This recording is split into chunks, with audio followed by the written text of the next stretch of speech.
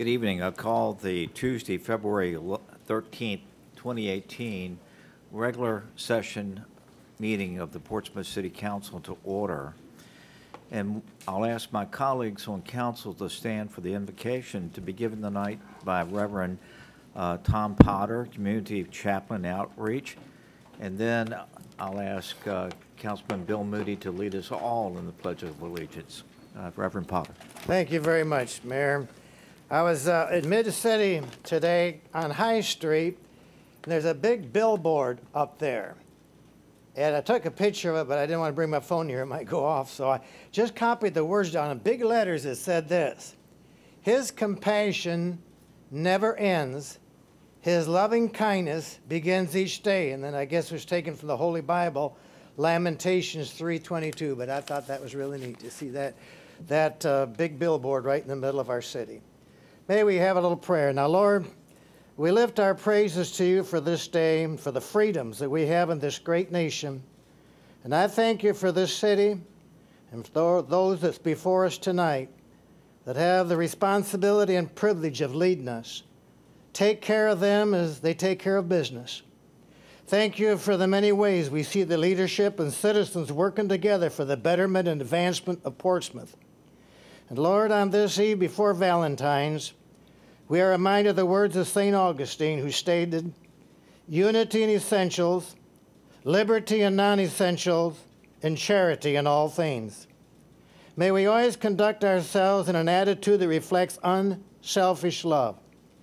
May we find ways to disagree agreeably and know that according to Holy Scriptures, three things remain: faith, hope, and love. But the greatest of these is love. We pray for those that serve in law enforcement as well as those in fire and rescue. As they put their lives on the line going in while others come running out, I pray that you'll bring them home safely. We continue to pray for our military and their families. Protect them as they protect our precious freedom. Watch over our schools and all those involved in the teaching process. Give them wisdom as they give knowledge, and thank you for the lasting impact they have on young lives. And I pray, God, for the God-fearing, hard-working, country-loving citizens of this city.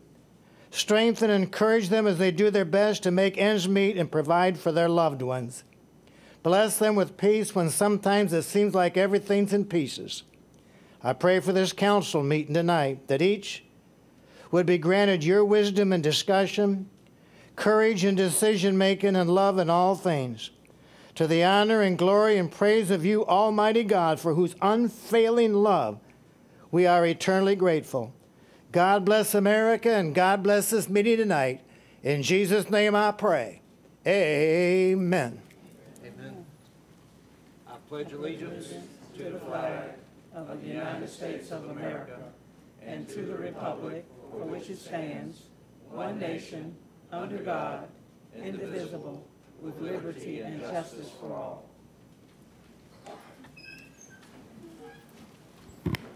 Thank you. Now, council members, I'll ask that you signify your presence tonight by voting yes electronically. And Madam Clerk, we have all 7 present. Yes, sir. The next order of business is the approval of minutes. And we have the minutes of a call meeting of January 22nd, 2018.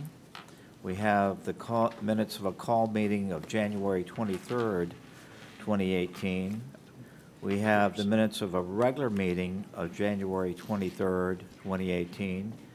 And we have the minutes of a call meeting of February 2nd and 3rd, 2018. Is there a motion to approve? So move. Second. We have a motion that's been duly made and seconded to approve all of these minutes. Any discussion? All in favor of the motion, please vote yes. Opposed, no. And Madam Clerk, that motion carries. Madam Clerk, will you read the protocol for speakers, please? Yes, sir. Ladies and gentlemen, City Council rules require a limit of up to 5 minutes to speak. As you approach the speaker's podium, you will notice a timer. At the beginning of your 5 minutes, you will see a green light. 4 minutes into your remarks, you will notice a yellow light. At the end of 5 minutes, you will see a red light. hear a beep, and we ask that you conclude your comments at that time. While speakers have an opportunity to address council on matters of public concern, all comments should be made in a manner that respects the seriousness of the forum and should not be made in a belligerent, sarcastic, or demeaning fashion. A speaker who fails to observe this basic rule of decorum will be deemed out of order and not allowed to conclude his or her comments. Thank you, ma'am. Yes, sir. Our first item of business is a public hearing, and it's item 18-69, a public hearing on a use permit application. And Madam Clerk, will you read the caption that goes along with this application? Yes, sir. UP 17-16 Downtown, Bruce Watts with the Wada Group, Inc., is requesting a use permit to construct a mixed-use building on the northwest corner of Effingham Street and County Street. The four-story building would contain 59 apartment units and 5,375 square feet of commercial space and is located in the downtown D1 district, T5 sub-district.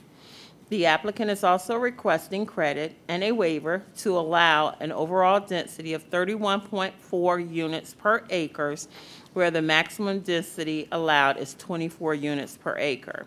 The property is owned by the Portsmouth Redevelopment and Housing Authority and is designated within the mixed-use corridor on the comprehensive plan's future land use map.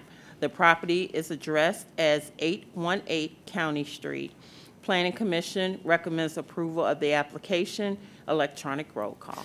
I'll take this time to explain council's procedure in public hearings such as this.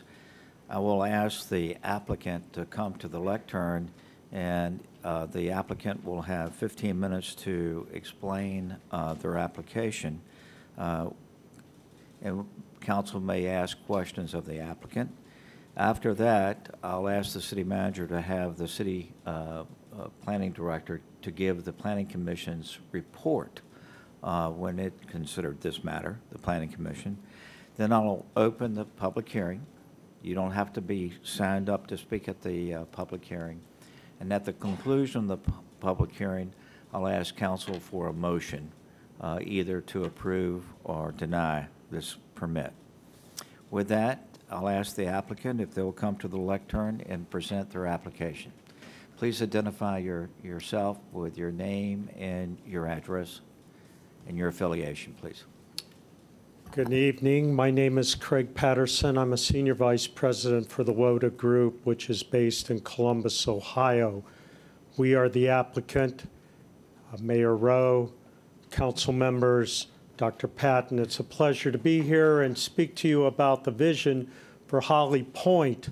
Holly Point is described as a 59-unit mixed-use, mixed-income project development that we plan, hopefully, to build down at 818 County Road. With me tonight are two colleagues, Bruce Watts, who is a vice president out of our Norfolk office, and Heather DeCourt, who is our architect with 20 years of historic architectural experience. Holly Point, next slide, please, is one of 300 proposed or 300 projects that the WODA will have developed. We operate in 15 states. We manage 12,000 units. The WODA Group was formed in 1990 by Jeff Woda. Our mission is to build quality, affordable, energy-efficient housing for those who are workers, seniors, and singles. Holly Point has been named after your esteemed mayor, Dr. James Holly III. And as I mentioned, it's a mixed-use, mixed-income development in your downtown with the 5,300 square feet, 5,375 in square feet of community space. This space we have targeted for a Class A tenant. We are in conversation now with a signature brand seafood restaurant that is based out of Richmond. That restaurant and that restaurateur group has been very successful with their branding, with their menu offerings, with their eclectic selection of sites, and we have talked to them about this site in Portsmouth. Holly Point will be a $10.9 million investment. We anticipate 90 construction jobs on the site. We will focus those jobs. We will act as a general contractor, but our subs will be hired locally, regionally for this development. At the same time, we anticipate 2 FTEs at the site, full-time jobs. One is a site manager, one for maintenance, and if we need other subcontractors for maintenance, we will hire those individuals, those firms from the local area. We will finance this project. Primary sourcing will be through housing tax credits, permanent debt, owner equity, but we are not asking for anything from the city. We are not asking for any funding, any sourcing. We will not seek subsidy in the terms, this is not a subsidized Section 8 project. It is not a HUD project with a multitude of Section 8 vouchers. With that, I'm going to ask my colleague, Heather DeCourt, to come up and talk a little bit about the design itself.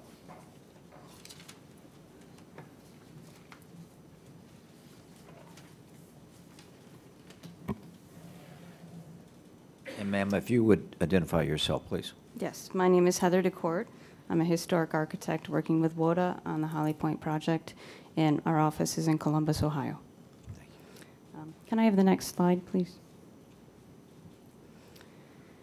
So 818 County Street is currently a vacant parcel of land. It's a full city block, and is located at the intersection of Effingham and County, and goes up Chestnut and around to King. So High Street is up here, and High Street is very high-density commercial area. Effingham is a prominent drive to get into the downtown area, and so the Downtown Design Manual has identified this intersection as being a node of high importance to the city, and therefore they want high density, and they're also looking for mixed use on the parcel. Yeah. Next slide, please. So to the west of our site, we have a 4-story residential complex here. And then to the east, you can see there's more like 2-story commercial right immediately across from us. But as we go up High Street, we start to get into 3 and even 4-story residential, or excuse me, 3 and 4 stories, first floor commercial space all along here. So when we looked at how to locate our building on the site, we basically conformed to the design standards and pushed the building right up to the southeast corner of Effingham and County to give you maximum density and highest and best use of the site, and to give a presence on this very important parcel. You can also see that the density of our site, we're not using the entire city block. We feel like this is a good transition between the high density residential over here and maybe some less dense areas over here. So in our L-shaped building, it is a 4-story building. It will be 59 residential units and over 5,000 square feet of commercial space. The entire first floor along Effingham will be commercial. Can I have the next slide, please? So this entire stretch along Effingham on the first floor will be commercial use. We do have a residential portion on County, and then on the corner we have pretty much our residential uses, although they're commercial in nature. So we have the primary entry to the residence of the building through here at the corner of Effingham and County. We have a on-site management office, and then we also have a commercial, a community space for the residents. It's along with the commercial zone, so it gives the impression of being commercial, but that particular space is reserved for the units to use for gatherings and teaching and other things. The rest of the commercial space is 5,000 square feet. This is essentially independent of the rest of the building. It's designed to be very flexible. So right now I have it divided up as if there were 3 separate commercial tenants.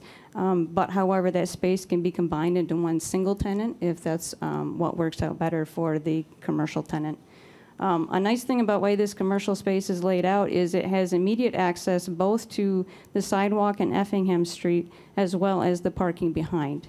So you can access either way. Pedestrians and parkers, people with cars can get to the commercial space very easily.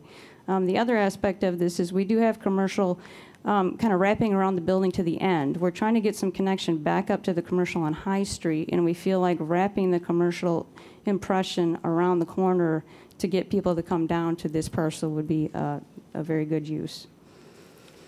So in addition to the building itself, we have on-site parking. On-site parking is not a requirement of the zoning ordinance, but we do have substantial spaces. Basically, we have 1 parking space per resident, and we also have visitor spaces and some commercial parking as well.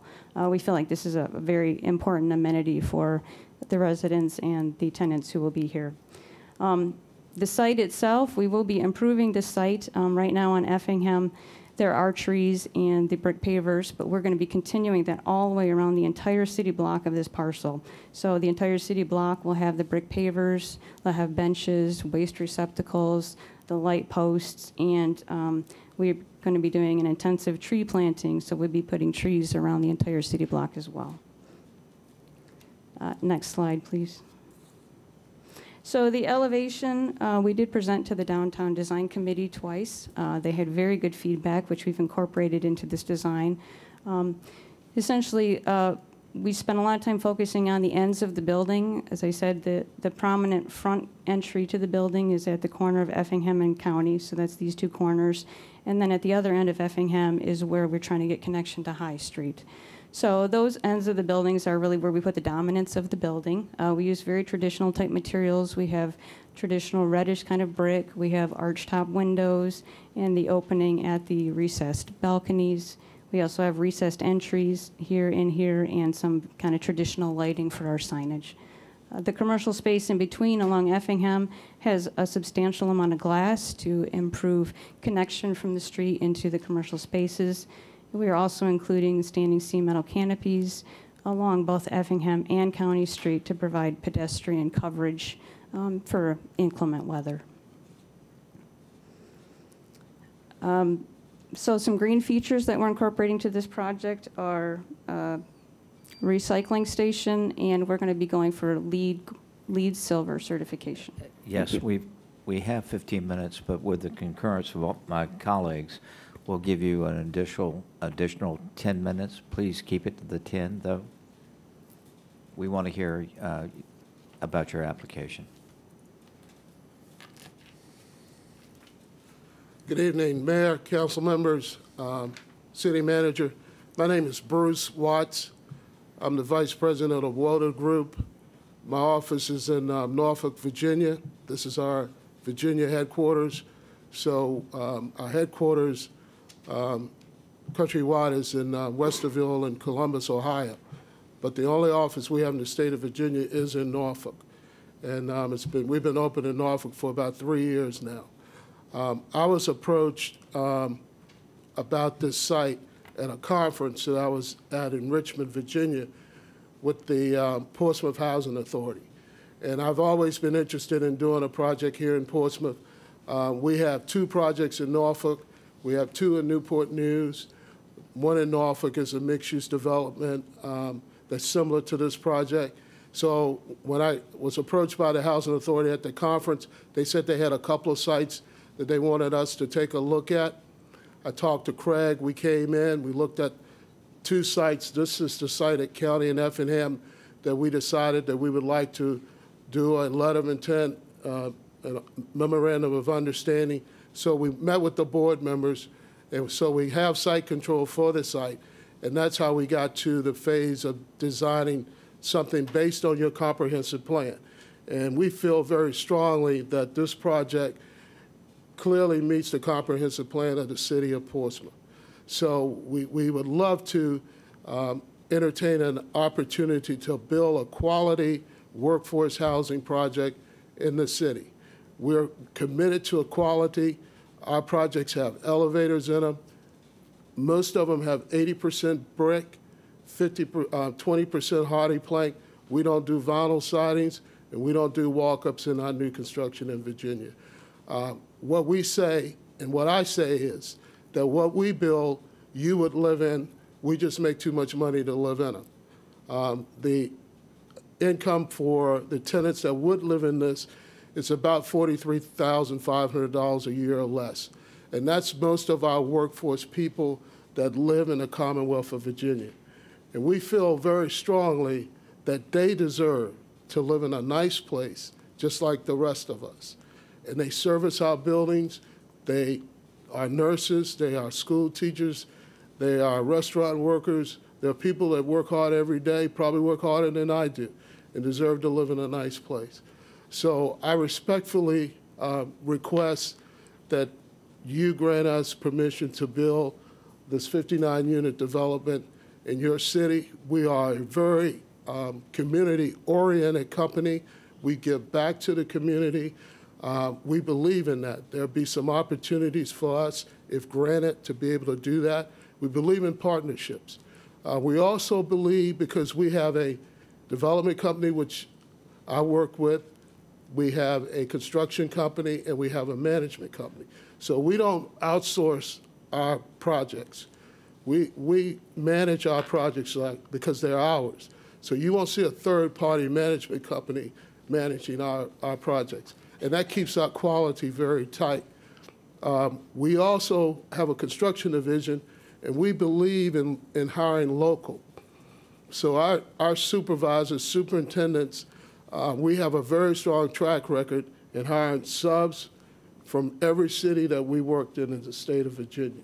And we will be committed to work with your economic development director. I believe his name is Mr. Moore. And I've talked to him briefly about how we can bring the local subs in to help work on this project. I've also talked to him about the opportunity for us to work together on the commercial space. We have a very strong signature restaurant out of Richmond. And when I go to Richmond, I normally have lunch or dinner there. But we're not married to that. We would like to have the best and highest use we can for this site. And we feel that that restaurant will be a major hit there. But if the city would like to see us have a different type of tenant, then we're more than willing to work with the economic development director to make that happen. So in conclusion, we feel that we have a very high-end mixed-use, mixed-income development project here, and we respectfully request that you grant us permission to build this project. Thank you very much. Thank you, sir. And I'm sure that there might be questions from council. Are there any questions? Yes. The chair recognizes Councilwoman Lisa Lucas Burke. All right, yes, Mr. Watts, I think they mentioned in the presentation that there would be one parking space per resident. Are there any visitor spaces or any overflow that residents would be able to utilize? Yes, Heather, you want to speak to that? So we've designed it for 79 parking spaces total. So in addition to the one-for-one resident, there are 6 visitor spaces. There's one loading space and 13 commercial spaces on site. Thank you. The chair recognizes Dr. Whitaker. Yes, Mr. Watts.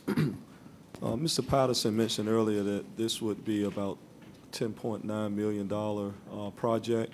What is your estimate as far as the amount that will be spent with minority and women business enterprises? Well, Dr. Whitaker, that's a very good question. We have a very strong track record in Virginia. And what we say, we will hire people that live and have skill sets in that particular city. In this particular case, the city of Portsmouth has a significant African-American population, and we intend to target that population. We did the same thing in Norfolk. Norfolk has a significant African-American population, and just an example of that, the electrician that did the Banks at Berkeley and Bell Diamond, which is a 128-unit development that we purchased, he did the electrical work for both of those projects.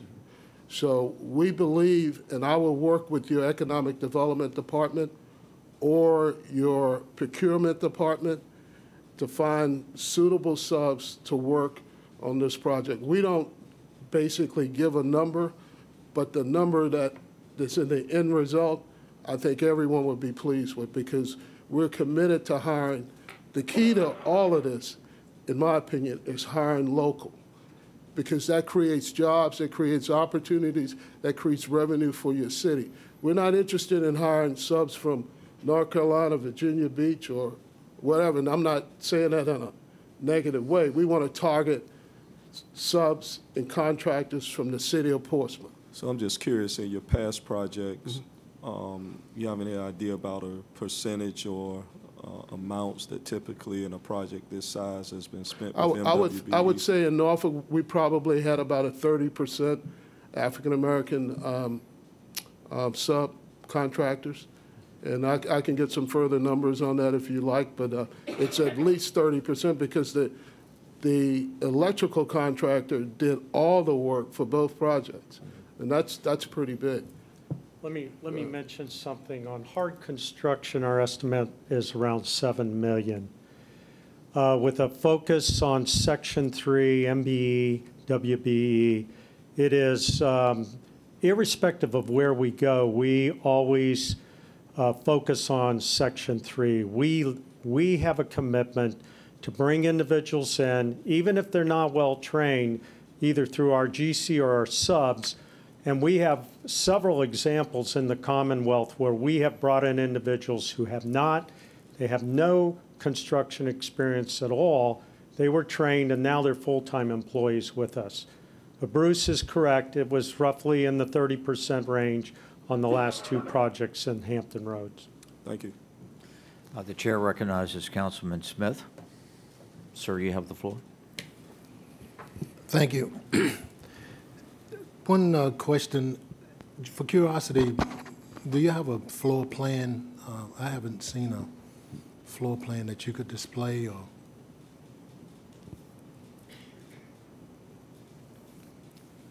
We did not submit floor plans as part of our package. It wasn't Okay. in the requirements. I do have them. I'd be happy to make them available if you would like to see them. I'd just like to see them. Another question, the property management, that's very crucial in apartment complexes, and did I hear you say that you would manage it yourself? We manage all our properties ourselves, with a few exceptions in states where where the state housing authority requires a third party. In the Commonwealth, exclusively our management. I'd say 95% of our properties are managed by us, and as what Bruce stated, one of the commitments we make as development officers to commissions and councils, if we pledge to you that we're going to manage, we're going to build in a certain way, we know that you, if you're not satisfied with our management, you can always come back to Bruce or me and say, you told us, you managed, you screened, you evicted, and we're not seeing it. And we work a lot with the local police force to establish security and procedures before we get certificate of occupancy. And how many employees would that be? Throughout our 15 states, now when I say 15 states, we're in new markets in some states where we've just started. We may only have 1 or 2 developments. But in our management group, we have 275.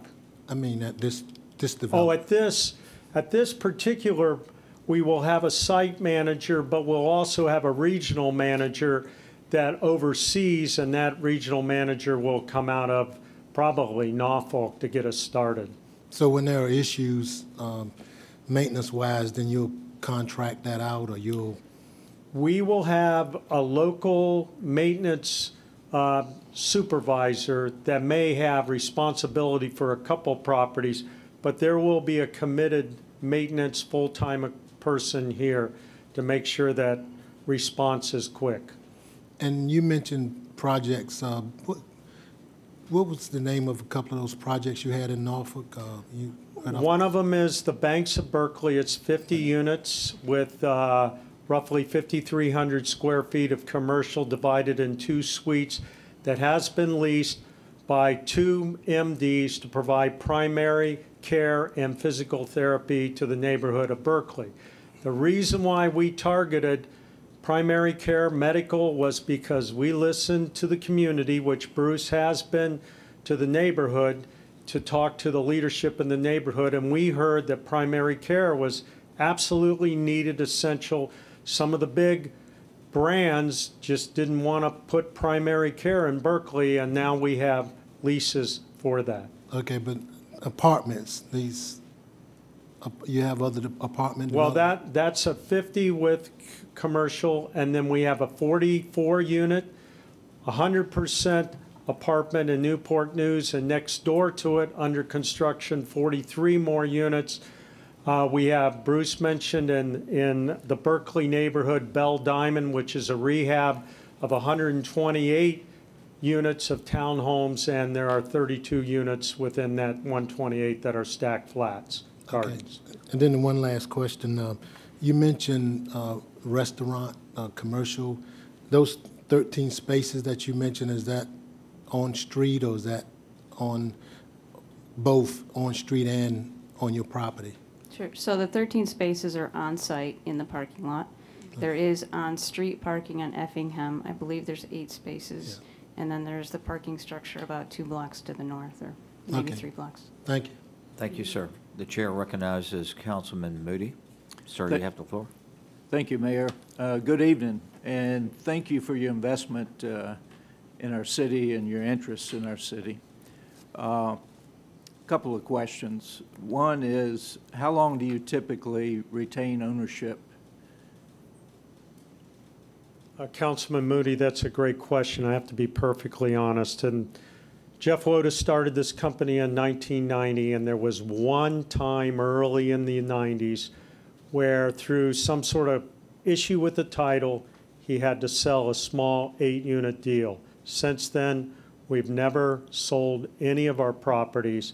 So we have 300 under ownership. There is a long-term plan to keep the Woda Group growing and managing and sustaining, and there is a succession plan. Okay, thank you. Also, perhaps I missed it, but what are the price points of the apartments? What will that range be? Well, we have a combination of 2 and 3 bedroom units, and our 2-bedroom units, there are 49 of them. They will range from $657 to $937 per month, and that's gross rents. The market rate units are targeted at a higher level. Right now, the market rate units are at $1,000 a month, but we're waiting on some more research to make sure that that number is correct. And then our 3 bedrooms, which we have 10 3-bedrooms, are $753 to $1,073 per month. Thank you.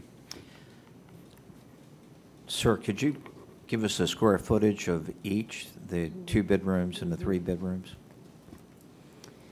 So I'm going from memory, but the 2 bedrooms, I believe, are 850 square feet, and the 3-bedroom is, I want to say, 1,020 square feet. I'm sorry, yeah, 1,020. Thank you. Any further questions from council members? Hearing none, Dr. Patton, would you ask Mr. Baldwin to give us the report from planning? Yes, Mr. Bob Baldwin, would you please come forward? Thank you. Thank you. Gentlemen and lady. Good evening, Mayor Rowe, Vice Mayor Simmons, and members of council. I'll give you the Planning Commission report first. As was noted during the presentation, this project, prior to the application moving forward to the Planning Commission, went through the city's downtown design review process and was approved back on November the 14th by the DDC. Subsequently to that, the use permit application went to the Planning Commission on January 16th with their public hearing that they are required to have. The Planning Commission voted 5-1 to recommend approval, and that was subject to 5 conditions, which is included in the staff report materials you have. Thank you. Any questions of Mr. Baldwin? Thank you, sir. I will now open the public hearing, and before I do so, we do have 2 people who have signed up in advance. Again, you do not have to be signed up to speak at the public hearing. And I remind you of the protocol that the city clerk read at the beginning of our meeting. The first citizen that has signed up is Donna Sy, and ma'am, you have 5 minutes.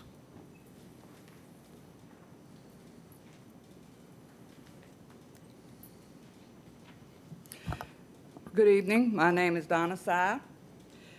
On January the 16th, 2018, there was a public hearing in the Planning Commission regarding UP 17-16. The public hearing considered the Portsmouth Redevelopment Housing Authority solicited the WODA Group Incorporated to build 59 apartments on 818 County Street with commercial offices on the ground floor. The developer wants a waiver that the city has to forego to build 31.4 units per acre instead of the city's limit to 24. In the real estate assessment of 818 County Street, it reads that the land is exempt commercial with assessed value of $242,000. Since the PRHA owns the property, it does not have to pay the real estate tax of over $3,000 per year for the land. Now, when the developer has a use permit to build a commercial business space, there will be no real estate taxes paid by anyone. He has to provide for a commercial business space because it is zoned commercial. We, the people, do not consent to allow the government to use those of us who pay real estate taxes for the benefit of the federal government. 818 County Street is just one of the many government-owned properties that have swallowed up Portsmouth. Looking at the government service area, number 1, which 818 County Street is located, one will see the amount of properties too numerous to count. PRHA is not the only tax-exempt property in Portsmouth. There are many others, churches and government properties, to name a few. This is the foundation that we, the people, are faced with. Lack of ability of the people to self-govern due to the overreach of the federal government and the church overload to avoid paying real estate taxes by being tax exempt. Now that the city and school board are preparing for the July 1, 2018 budget, there has been 2 work sessions discussing municipal facilities assessment, one on January 23rd and one on February 12th. The one on the 12th also included workforce needs and financing. On January 25th, 2018, the school board had a presentation on the school facilities assessment of this city. There was no presentation regarding the estimate of the superintendent's needs, so all that is in here. The issues in Portsmouth are surrounded. The issue of the people are not self-governing. The federal government, the state government, and the city government, and the school government are dictating what it wants to expand, its perception of what it is they want, not the people determine what they can afford. The issues are too many facilities to maintain, too many jobs to fill. The government facility workers do not reach out and help take care of the city's neighborhood. The church parishioners do not do their duty to take care of their neighborhoods and provide volunteers for the city and or school. The school board has allowed the demolition of schools without forethought. The lottery system has promoted people to become addicted, and there's one winner to 1,000 losers. So you see, the city government is continuing to harm done to the people by voting for projects that continue the tyranny of burdening the people with debts and greed for gain by lies and deceit. No, we the people do not consent for UP 17-16, a use permit to build 59 apartments on 818 County Street. Thanks for listening. Thank you, ma'am. And the chair recognizes Vice Mayor Simmons.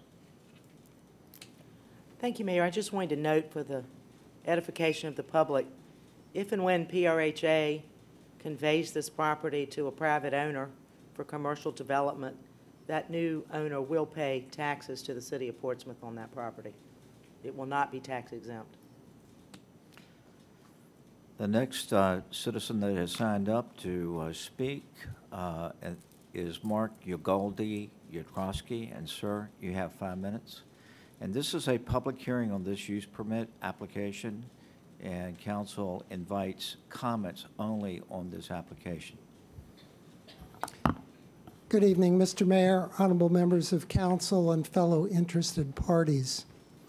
I thank Councilmember Simmons for getting the record straight on the taxable nature of this property post-sale. That is one of the endearing aspects of the proposal.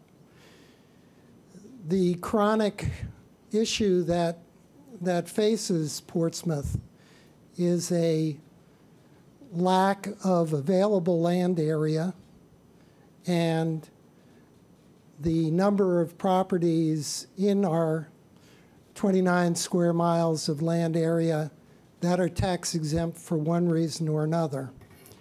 So this will be helping the tax burden, and I, as one of we the people, am happy to see it going in that direction. I'm also happy to see affordable housing being brought to the downtown area. You know, luxury apartment has become redundant. Just about everywhere you go, everything is a luxury apartment. This is billed as affordable housing, and based on the rental rates that were cited previously, it sounds as though it's going to be accessible to working people in the city who might otherwise not have the opportunity to reside in the downtown area, within walking distance of businesses and cultural amenities, to say nothing of City Hall. So they can walk here and present themselves to express their views on items of import to good citizens. I see this as a move, again, a move in the right direction, likely to attract more young people into the downtown area, people starting out in life, in their careers, and not able to buy one of the, at this point in time, buy one of the great old homes in Old Town or in Parkview. So, you know, harking back to when I got started, I was the beneficiary of having affordable housing, and it provided a stepping stone so that now, you know, for the latter years of my life, I am a homeowner, but we all have to start somewhere. So I hope you will look favorably on this application. I believe that it will benefit the taxpayers of the city. I think it will benefit the vitality of the downtown area and move us firmly into the 21st century. Thank you very much. Thank you, sir. That's all the people who have signed up in advance to speak at this public hearing. Is there anybody that in the audience that wants to speak either for or against this matter? Please come to the lectern and provide us with your name and address. Hey, hello, I'm Michael Thornton, and I stay on 1306 Marshall Avenue. Now that's a little far from this development, but I go to Old Town all the time, and I think this looks like a really good building. Like, yeah, I'm glad that they got parking and commercial, and it's in a good spot too. I've been waiting years for somebody to do something with that land.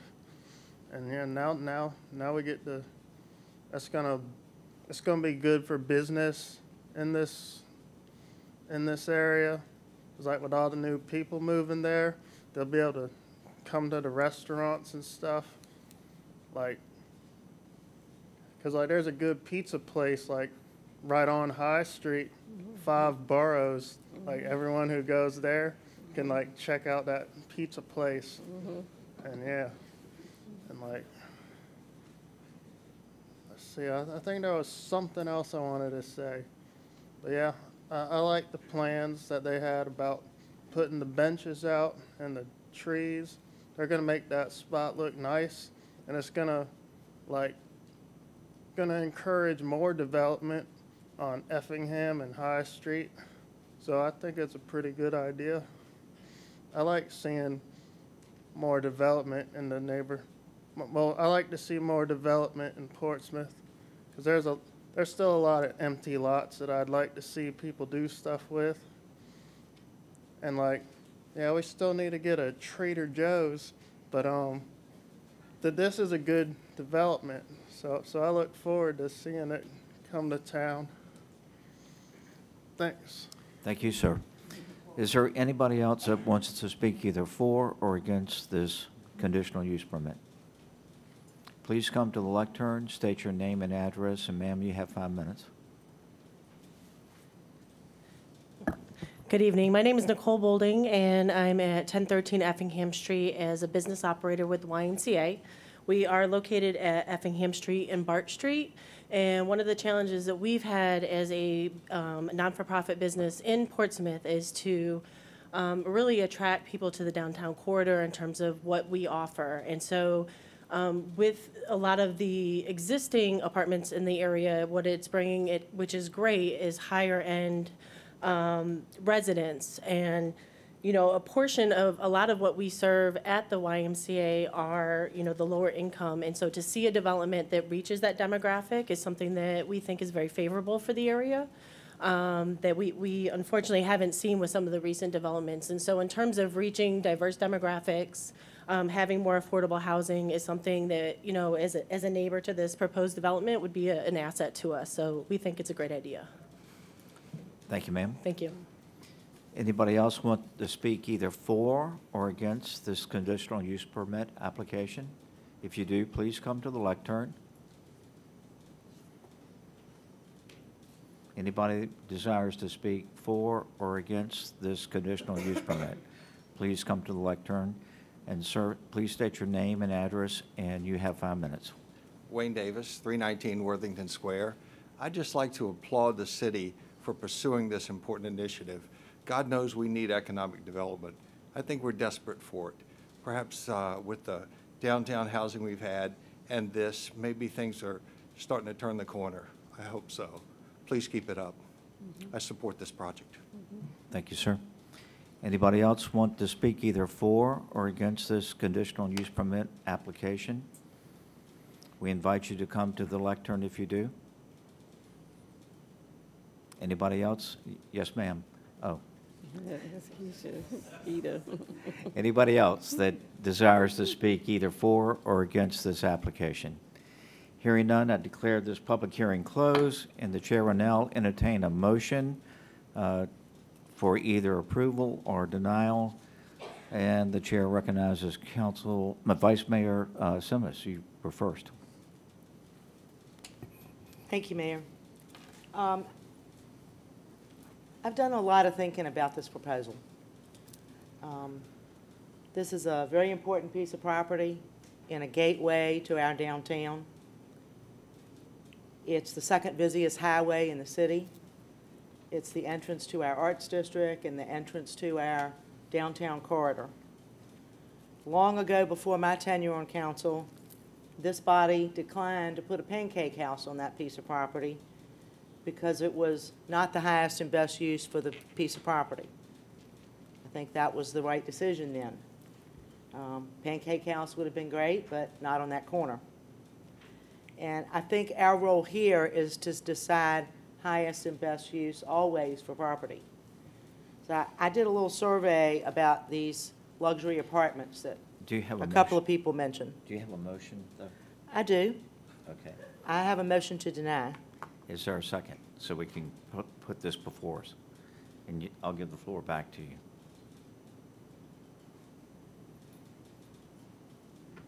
Second. Okay, we have a motion, and it's been duly seconded. And ma'am, you have the floor for discussion.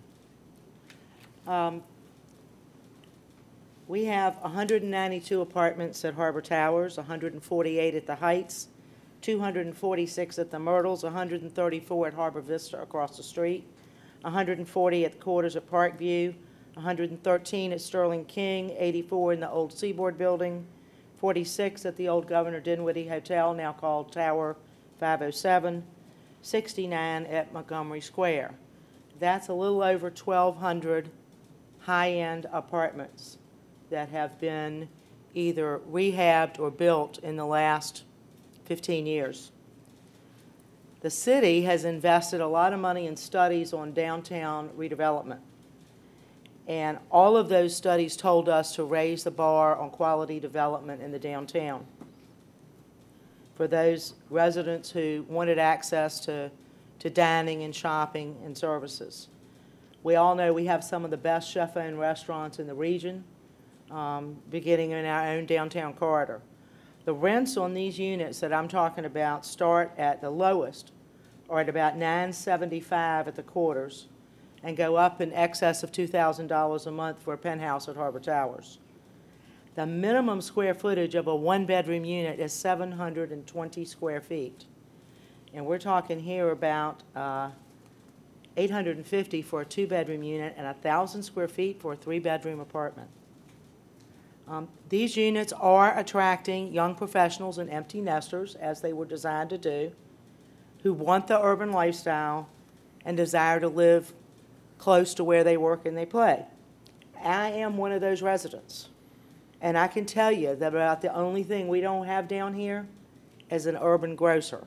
And you, sir, who said, sure would like to have a Trader Joe's, you're right on the money. I'm right with you.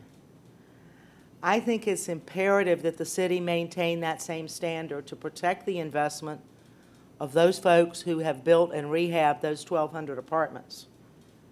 I think we have to keep up the same quality of building products and amenities and parking to protect the city's investment, to protect the private investment. I love this project. It's obviously good quality, but I'd like to see it on a different piece of property. I could see it at Elm and High. I could see it at lots of places, but I don't see it on that corridor coming into the city. I'd rather see commercial development there. So I'm going to say no. Thank you, ma'am. The chair recognizes Councilwoman Lucas Burke. Ma'am. Thank you, Mayor. I'd like to thank the WUDA Group for coming, presenting us this great project. I'd like to say that I will be voting against the denial because I approve the project. I think it's a great project. It looks like some of the projects that we've seen, some of the developments that we've seen in other cities in the Hampton Roads region, where you come out the tunnel and you're seeing structures just like this that are overflowing with people and excitement. Our Planning Commission has approved it.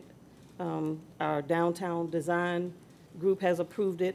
We have put in place our Portsmouth Redevelopment Housing Authority, who brought this to us for approval. They're doing the work that they were designed as a commission to do. And we're partners with all of these people who are saying yes to this. We've heard citizens to come and tell us this is the kind of excitement, this is the kind of energy, this is the kind of development we want to see in our city. Me as a business owner in the city of Portsmouth, I have employees who work and are close to this income base that's recommended for this development, and I think it would give them an opportunity to have affordable housing in the community. So I vote in favor of it, even though we have a motion on the table. Thank you. The chair recognizes Councilman Moody. Thank you, Mayor. I think this is a great project also, but that location is not the most desirable location. It is not the highest and best use of that particular property. My colleague, Vice Mayor Simmons, mentioned the Pancake House. That Pancake House was going to be an IHOP on that location. And we decided as a council then that that was not the highest and best use of that property. But we got the IHOP because we needed an IHOP. It added something to our city. It was a national branded restaurant, and it ended up located on Frederick Boulevard, as you know, and that's a wonderful location for it. My hope is this great project that we can find a good location for it in Portsmouth. I tend to think that probably somewhere on High Street would be a good location. We are trying to get feet on the street so we can keep the businesses that are there now in business by having additional traffic. I do agree that we need housing for the young professionals. As the speaker said a while ago, all of us probably at some point in our lives, we didn't, at least I didn't start out owning a home. I rented an apartment. I think it was a Cherokee apartment, which has been renamed now. But from there, as my career advanced, I was able to purchase a home. I don't want anybody to think that, especially the investors in our city, to think that we don't want this project. We do want the project. We just want to find a better location for it so it can be built and we can attract more people to our city. That area on Effingham, that's one of the most highly traveled roads in our city. So we need to raise the bar and get a project that's fitting to that particular location. As far as the marketability, we should, the sky should be the limit on that particular piece of property. Thank you, Mayor. Thank you, sir. And the chair recognizes Dr. Whitaker. Yes, I'd like to thank Mr. Patterson, Mr. Watts, and I don't remember the architect's name. What's your? DeCourt. I'd like to thank Mr. DeCourt for your presentation. I stand in support of your project. I think that it is something that is much needed. That property has sat vacant for, I believe, over 20 years. And for you to come and invest in our city and to put the value in, and I'm listening to these comments about protecting high rent districts. And I find that troubling that we feel that we don't need to protect the average citizen. I think that when this council takes into consideration economic development, that we shouldn't start parceling out the city and say certain folks can live here and certain folks cannot live here. I find that very troubling. And I think the citizens that are sitting here tonight and those that are watching on TV ought to have a consciousness, because some of you were in situations where if you didn't have assistance such as this, you wouldn't be in places where you are today. And I think it's a bad policy that we have the audacity to speak from this council that when it comes to certain levels of income, you can't live in this part of the city. And I'm not going to support that. I'm not going to listen to all this code language that's being used in a nice way to try to exclude certain persons from sections of our community.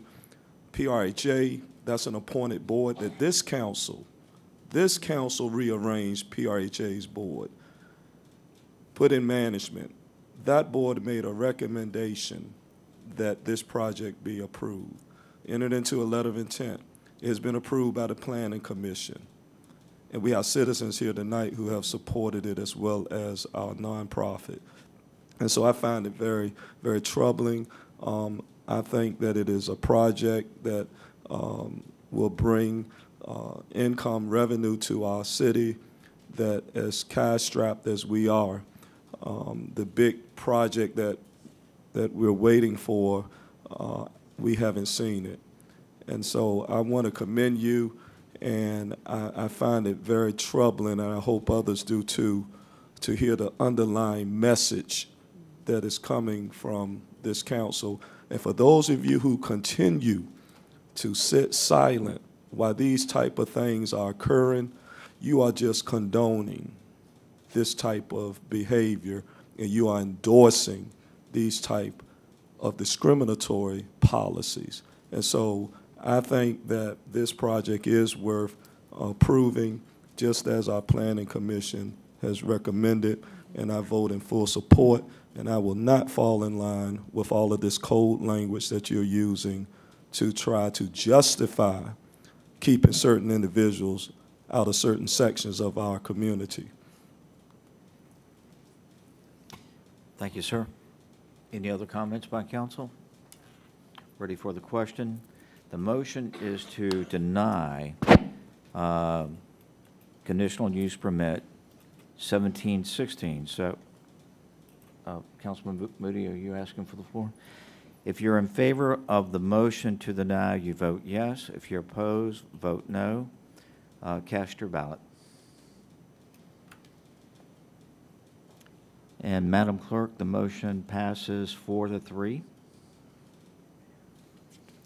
Which brings us to item number 1870, the consideration of adoption of an ordinance accepting. Excuse me, Mayor, point of order. What's that? Point of order. Will there be a second reading? Yes, sir. It'll come back. This is on first reading. Thank you for that point of order. It'll be, that was the first reading. It'll come back on the for a second reading 2 weeks at our February 27th.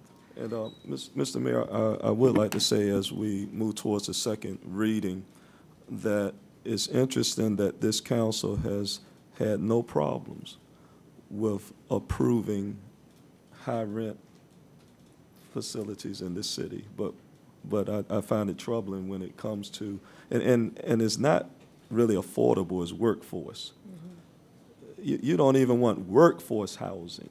And so I just want the citizens to be clear of that. And this is. Thank you, sir. And I hope you recognize the vote. Thank you, sir. We'll go on to item 1870. And Madam Clerk, will you read the caption of the ordinance that we are going to consider? Yes, sir.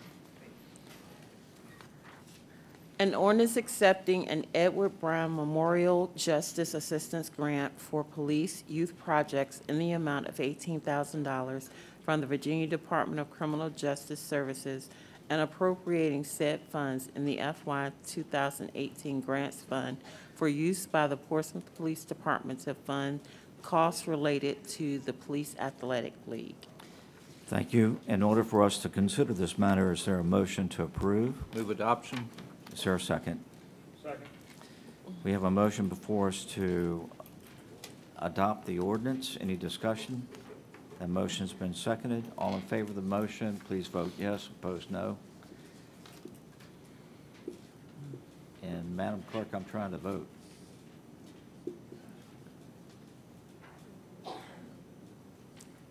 You have to hit your plate, sir. You're hitting the board. Huh? I'm thinking it's the touchscreen. Thank you. That motion carries 7-0. Thank you. The next, thank you for the guidance. No problem. The next item for our consideration is item 1871, which is the consideration of another ordinance. And Madam Clerk, will you read that caption? Yes, sir. An ordinance accepting an Edward Brown Memorial Justice Assistance Grant for recruitment hiring in the amount of $18,000 from the Virginia Department of Criminal Justice Services and appropriating said funds in the FY 2018 Grants Fund for use by the Portsmouth Police Department to fund recruiting activities. So that we can consider this matter, is there a motion to adopt the ordinance? Second. We have a motion that's been duly made and seconded. Any discussion on the motion? Ready for the question. All in favor of the motion, please vote yes. Opposed, no. And Madam Clerk, that motion carries. Yes, sir. The next is consideration of agenda item 1872, that is, which is the consideration of the adoption of another ordinance. And ma'am, would you read that caption? Yes, sir. An ordinance formally changing the name of voting precinct 14 to Brighton Elementary School. Is there a motion to adopt the ordinance? Move for approval. Second. We have a motion that's been duly made and seconded. Any discussion on the motion? Ready for the vote. All in favor of the motion, please vote yes. Opposed, no. And that motion carries. Which brings us to agenda item 1873, which is the consideration of a resolution, a certain resolution. And Madam Clerk, would you read the caption of that resolution, please? Yes, sir. A resolution directing city staff to prepare a proposed amendment to the zoning ordinance to increase the minimum size requirements for new residential lots for the purpose of ensuring that the lots are compatible with the surrounding neighborhood. Is there a motion to adopt so we can consider this matter? Move adoption. Is there, okay, we have a motion that's been duly made and seconded, and we're ready for discussion, and we have one registered speaker, and that's Mark Godolgi-Yotrowski, and sir, you have 5 minutes.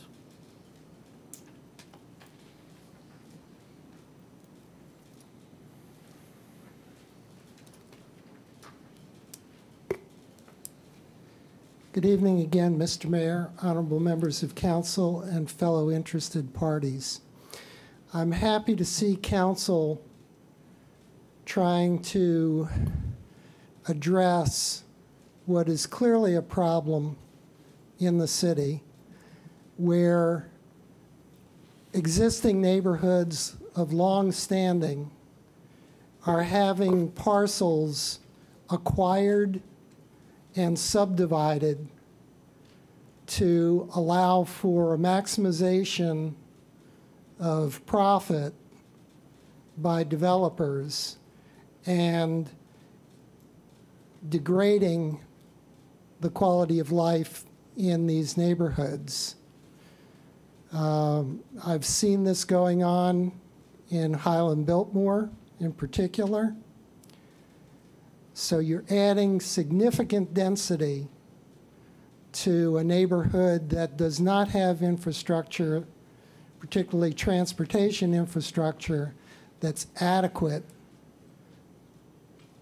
to support this kind of development. I want to urge you to find a way to expedite this change, because I'm sure that as we are here at the moment, there are other projects moving forward that will do more of the same before the wheels of government can grind this into a usable form to prevent it. The other caution I want to raise is that there may be some ramifications from changes council adopted within the last 3 years having to do with what are called mother-in-law apartments. You liberalized the requirements, and so where there used to be a familial relationship required, that was eliminated. And some of the problems that you're seeing from these subdivisions may also be a byproduct of that particular change. So I hope you will look at that particular piece with new eyes and ensure that you aren't creating an opportunity for someone to challenge this particular zoning change using that as a justification. Thank you very much. Thank you, sir. Any further discussion on the motion by members of council? If not, ready for the question. All in favor of the motion, which is to adopt, please vote yes. Opposed, no. And Madam Clerk, that motion carries. Which brings us to new business and item 1874, boards and commissions, and we have some appointments to make, and the chair recognizes Councilman Moody. Thank you, Mayor. I move that the following reappointments and appointments to boards and commissions be adopted. Reappointments first. Economic Development Authority, Aaron Kelly. Library Board, Kimberly Bright and Felicia Smith. Newport Development Authority, Angelia Allen. And Boards and Commission, History Commission, Matthew Crow.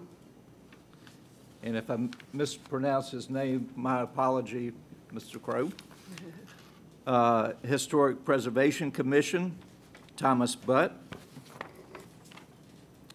Portsmouth Parking Authority, Darius Gavin.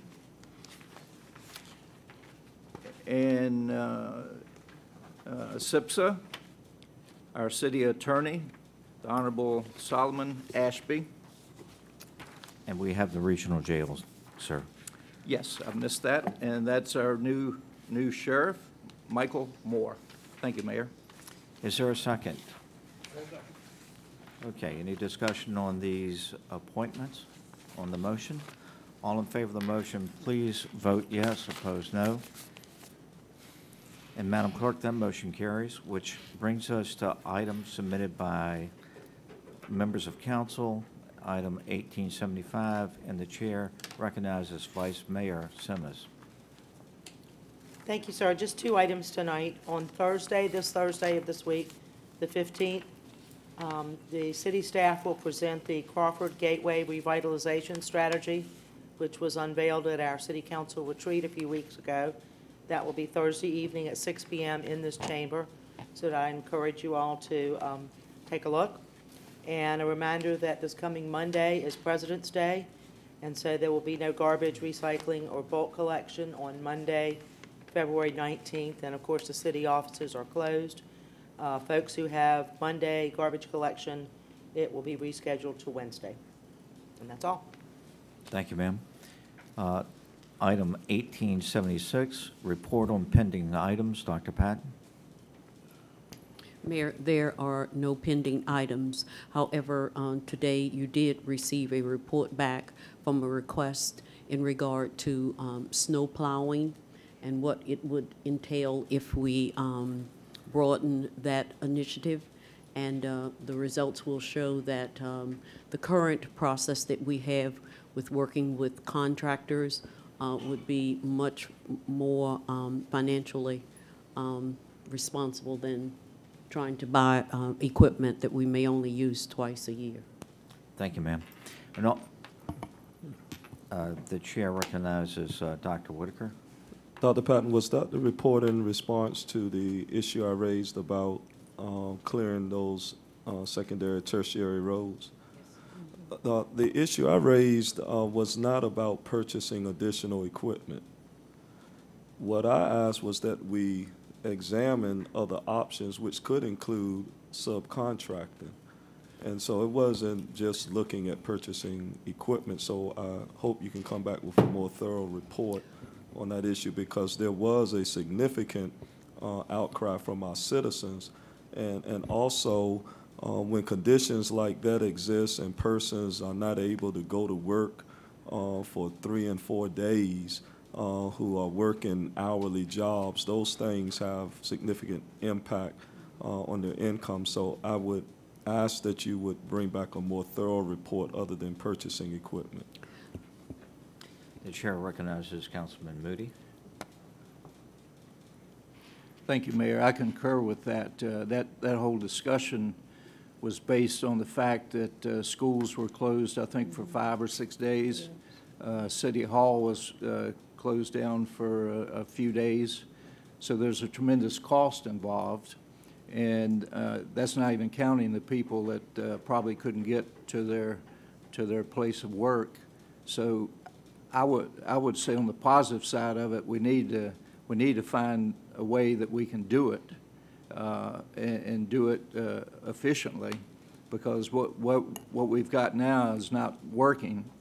We can't shut down schools, shut down the city, and keep people from going to work because the secondary roads aren't clear. And some of them weren't really suitable for travel as much as 3 days after the snowfall. So if there's concurrence, I would like to like for staff to come back with a plan on how we're going to do it. You know, obviously the cost is a factor, but we need to do this because there is a cost. We just don't know what it is as we sit here tonight. The cost being, was it cost to shut the schools down, the city down, and people not be able to get to the workplaces. Thank you, sir. And we'll get to that. The chair recognizes Councilman Clark. Yes, in reference to the snow removal, I'm not aware of any other jurisdiction around here that does secondary and tertiary roads. And one of the main issues a lot of people don't realize with this, and this because I work a lot of areas, if you have a secondary road that has on-street parking, or even a secondary road that has houses with driveways, if that plow goes down that street, it will create a berm that will more effectively keep those cars there for longer than the snow event, because it takes longer to clear it. I know there's a lot of liability because the secondary streets are not as wide as the primary roads for these extremely large vehicles to go down. So I don't think that people realize that if a plow goes down a neighborhood street, it will create a berm that could possibly block their driveway or keep their vehicle stationary for a lot longer. So it's not just a money issue, it's the strategy and the liability that we face in considering this. And you know, I don't even think it would be feasibly possible to do all neighborhood roads, and that's the ones that keep the schools closed, because that's where the buses have to travel to pick the kids up, and it's all safety. So it's safer to keep the school closed than to risk one person getting injured, especially a child on the way to school. Thank you. Thank you, sir. And the chair recognizes Councilman Moody. Well, you know, clearing the roads, that doesn't mean just plows. The roads can be treated, they can be sanded, and you know, I think that's probably a better solution than sending a plow down a residential street. That's what I'm speaking of. The roads need to be treated so we're not shutting the city down and the school system down. So. The chair recognizes Dr. Whitaker. Once again, with concurrence of council, we won't resolve that issue tonight, as we know. I think that we should direct the city manager, as I mentioned earlier, come back with a more thorough report on showing the different options, addressing those issues. I recognize what Mr. Clark is speaking to, and I think other cities face those same challenges, and they still clear those roads and persons. I know particularly they make individual efforts to have to clear what you're talking about out of the way. But I think it would be much better with a more thorough report coming from our manager so that we can discuss it in more detail. Right. The chair recognizes Councilman Smith. Thank you, Mayor. I don't oppose the report. I think it'd probably be good information, but I think it's an exercise in futility. As Councilman Clark said, no cities around here clear secondary roads, and you would be generating a lot more problems than you want, because then there would be complaints of a different nature. But I'm not opposed to knowing what it would cost. We probably need to know that. Dr. Whitaker. I don't think our standard should be what other cities do. I think we need to make sure we're taking care of our citizens. Thank you, sir. Okay, I'm going to seek a consensus that we ask the city manager to do a study of snow removal to include both primary and secondary and tertiary streets, bring back a report that not only includes the cost, but the advantages and disadvantages. Did I get that right? But there's a subcontracting element Yes, sir. that needs to be taken into account. Right, comprehensive. Do Mayor, we have a consensus? Yeah. Okay. Yes. All right. Mayor, what I was... We good. Okay, I was just gonna say if they, I would ask the police to read the No. report that they got today. All right. Mhm. I'm going to ask the city clerk to announce an announcement that we made in the work session about our next work session meeting scheduled for February 26th. I think it's important that we announce it here too. Ma'am? Ladies and gentlemen, the public works session scheduled for Monday, February 26th will be held at Churchland Middle School. The time will still be 6 p.m., but it will be Churchland Middle School. Thank you, ma'am. Yes, Thanks sir. for reminding me. No problem. Our next item is, and our last item, non-agendered speakers. And we have 3, and I remind you of the protocol. And our first speaker is Deandra Barnes, and if I mispronounce your name, DeAndre, I'm sorry. I need to put my glasses on. Sir, you have 5 minutes.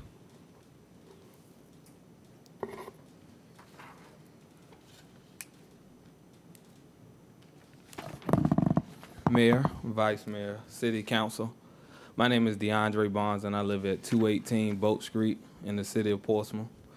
I run an organization for youth called the Portsmouth City Sports Club, better known as the Portsmouth City Cowboys. A couple of months ago, I came up here and spoke to you guys about working with organizations like mine to help the kids in the city who are less fortunate to participate in certain programs, in particular mine. But I don't think I told you why I came up here. One night there was a event happening. It was basically something like a night out for kids, and they was coming out playing basketball. This young man came up to me. I'll never forget it, because he came up to me and he said, he was 15. Our program services kids 4 to 14. And he came to me and said, I wanted to play for your program. Well, I said, you're in high school. Why don't you play for the high school? He said, well, I didn't want to affect my grades, and being in high school, it would affect my grades. So later in that night, as it was ending, he came back, and we were just having a general conversation, because a kid that was aware of a high school basketball team affecting his grades, I wanted to learn more about him. So I found out where he was from, and he was telling me about things that was going on in his neighborhood, how he was happy to be there that night because a lot of the things that happen in his neighborhood aren't so good. He's seen kids get shot, he's seen fights, and he said he almost got shot himself. So when he talked to me, I said, you know, those kids that he's talking about himself, those kids are not the kids that we're getting in our program. And it's because of financial reasons. So I came down to council and I spoke to you guys about partnering with organizations like myself so that we can help those kids. So I received a call a few months ago to come in and speak with some people from the city regarding that conversation that we've had.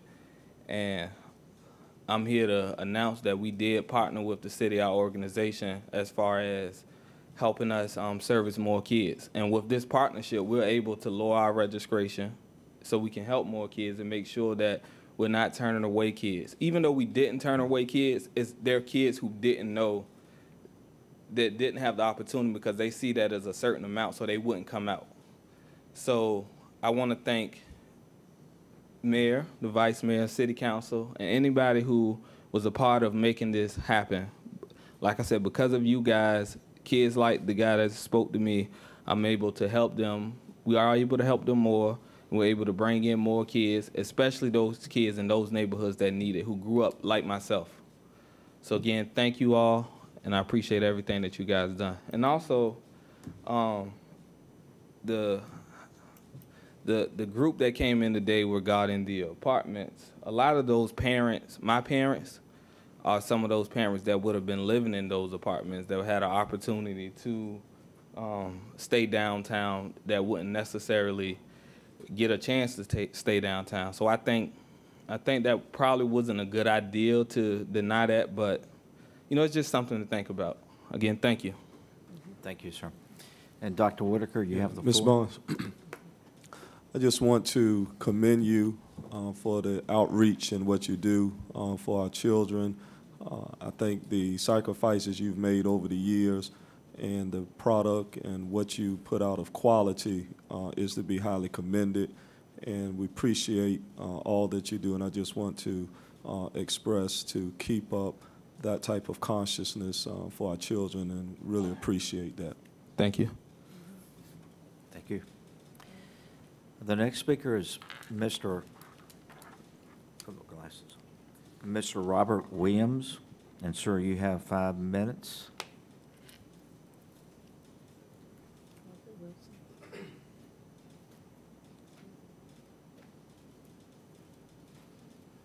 Good evening, council members. My name is Robert Wilson. I'm the owner of Universal General Mixed Martial Arts. They're here on Victory Boulevard, 3144 Victory Boulevard. I'm retired military, 22 years, naval intelligence. I'm also the president of USA Boxing Virginia. So every coach and athlete in the Commonwealth of Virginia are under me. I'm here to let you know that for the next 2 years, Virginia is on the hook to host the USA Boxing Junior Olympics regional tournament. Right now, I've coordinated with the PAL program. I'm also the head boxing coach for the PAL program here in Virginia. I've been working with Officer Al Washington for the last 3 years, since out of the 5 years I've been in business, getting the kids off of the street and putting them through the program, taking them out of state, up and down the highway to compete, so they're able to compete at the Olympic level. What I'm asking is some support from the city. It's my goal to put Portsmouth on the map. Talking to Colorado Springs, Colorado, the Olympic Training Center, if we do good at this upcoming event, which is going to be June 1st through the 3rd, children from Pennsylvania, D.C., Maryland, West Virginia, Virginia, North Carolina, South Carolina, Florida, all the way down to Florida, Georgia, will be coming here with their families to compete from June 1st to the 3rd. They're looking at maybe giving us the opportunity to host the actual Olympic trials. That will bring a lot of revenue to the city and also bring a lot of spotlight on the city of Portsmouth. So I'm asking for any help that I can get to make this event a stellar event coming up June 1st through the 3rd of this year. It's going to be held at Norcom High. We just secured a venue, and I'm looking for any support from the news media, from the radio station, that you guys can maybe put away to let people know in the Commonwealth that we're here, that this event is going on, so we can help get our kids to the next level, which is the nationals as well. So also, I'd like to introduce, come on up. I don't know if you guys know. Come on up, bring your stuff. Right here out of Portsmouth, you have 3 national champions and 1 world champion. Greg Harris, who's up front, is a national champion. He's the best 141-pounder in the nation.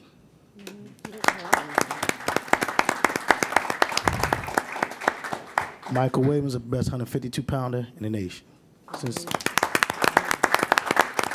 Sincere Thomas, best 152-pounder, 45-pounder in the world.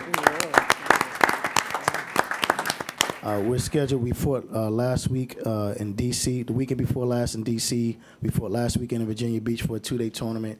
This weekend we're going up to Charleston, West Virginia for another national tournament, which Greg won last year, the Hometown Heroes. We're going to be competing in that. So after that, we roll into the Golden Glove Series, and we're pushing forward, getting ready for the Olympic trials. And we're going to all try out new prospective weight classes for the Olympics coming up in 2020. So hopefully we get another champion, another Pernell Whitaker out of these 3, one out of these 3. So, and we're looking at getting a ticker tape parade from y'all for this. So been putting in a lot of hard work for the last 4 or 5 years, these gentlemen right here. So pray for us.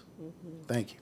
Thank you. And before you sit down and before I recognize members of council, Dr. Patton, can you have the appropriate staff person meet with them? Yes, I was just getting ready to say, Ms. Mayor, that Mr. Pace will meet with this gentleman. And we have 2 speakers. The chair recognizes Vice Mayor Simmons.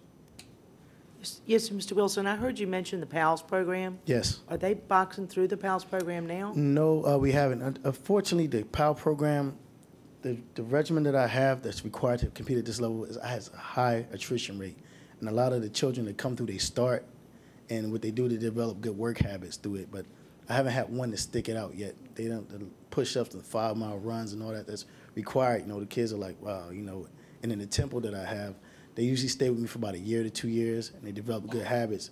And their parents say that I made a better difference in their life. So the program works.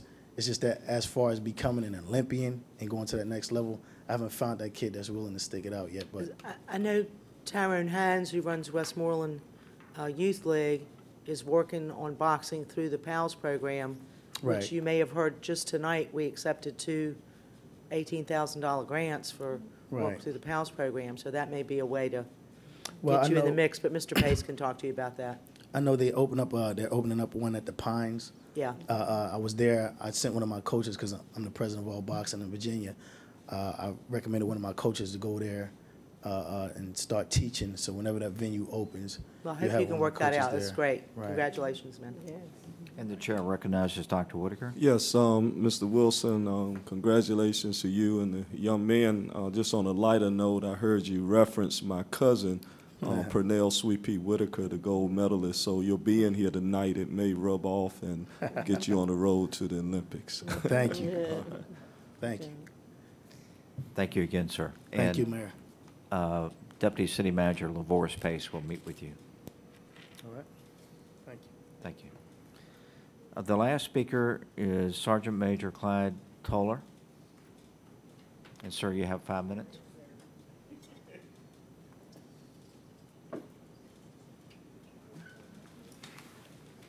Good evening. Mayor, Vice Mayor, members of the council, Sergeant Arm, Ms. White's staff, and Dr. Patton, and the city attorney.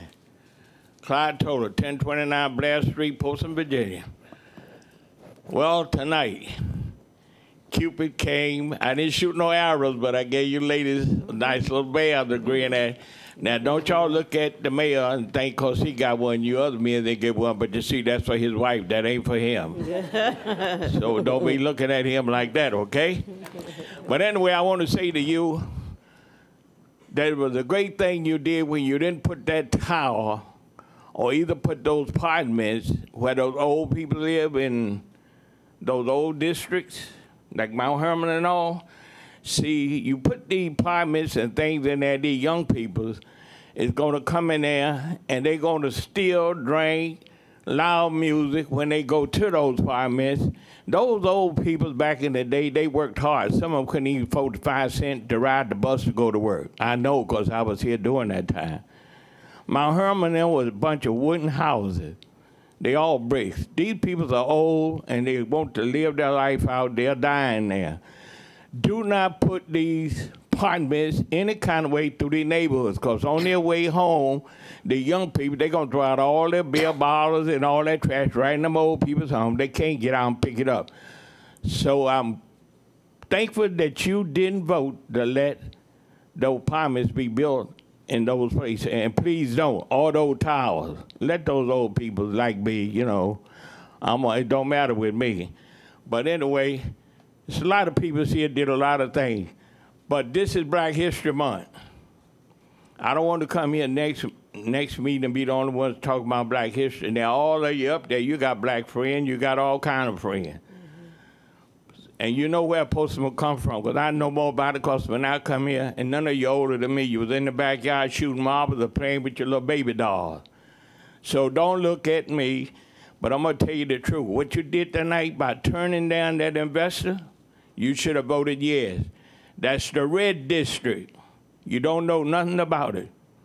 Prostitutes, drinking liquor, beer and all, but 3rd, 4th Baptist, Ebenezer, and also Mount Olive, they are not going to let you put no bars up in there drinking and all. They're not going to let you put nobody there.